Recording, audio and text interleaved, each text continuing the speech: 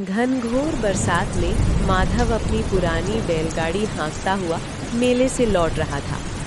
आसमान में काले बादलों की मोटी परतें उमड़ घुमड़ कर गरज रही थी, मानो धरती को निगल लेने को आतुर हो। बिजली की चमक जब जब आकाश को चीरती, पूरा जंगल पल भर के लिए उजाले में नहा उठता और अगले ही क्षण भयावह अंधकार में डूब जाता।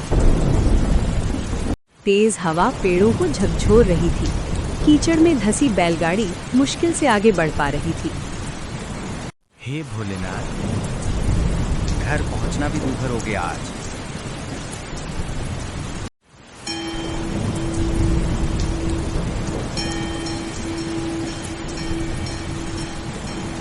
माधव चौंक गया। इतनी भयानक बारिश में घंटी। उसने बैलों को उसी दिशा में मोड़ दिया।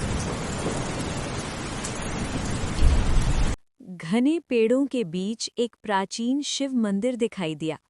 पत्थरों से बना, जर्जर, मगर भीतर से हल्की रोशनी झिलमिला रही थी। मंदिर के अंदर अजीब शांति थी। अगरबत्तियों की खुशबू, शिवलिंग के सामने जली दिए की लौ।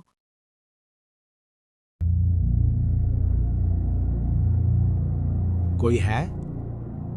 माधव ने पुकारा। तभी भीतर से महंत रुद्रनाथ प्रकट हुए। गेरुए वस्त्र, शांत आंखें, मगर चेहरे पर गहरी गंभीरता।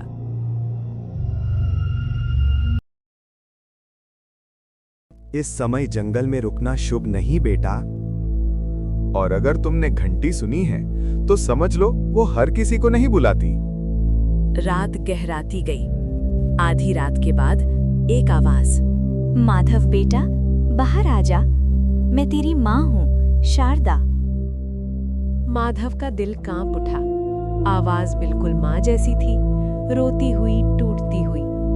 उसका हाथ मंदिर के दरवाजे की ओर बढ़ा ही था कि किसी ने कसकर पकड़ लिया। रुको! महंत रुद्रनाथ की आवाज गूंज उठी।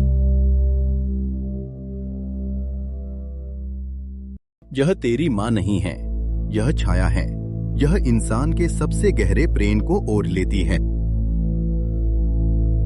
बाहर से रोने की आवाज तेज हो गई। महंत शिवलिंग के सामने बैठ गए।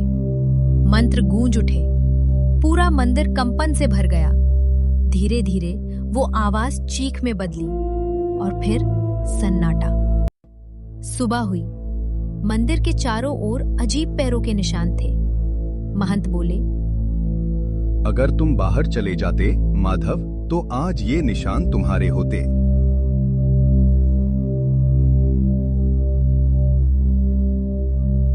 गांव लौटकर माधव ने मां शारदा देवी को सुरक्षित पाया। तब उसे समझ आया, डर वहीं सबसे ज्यादा वार करता है जहां प्रेम सबसे गहरा होता है।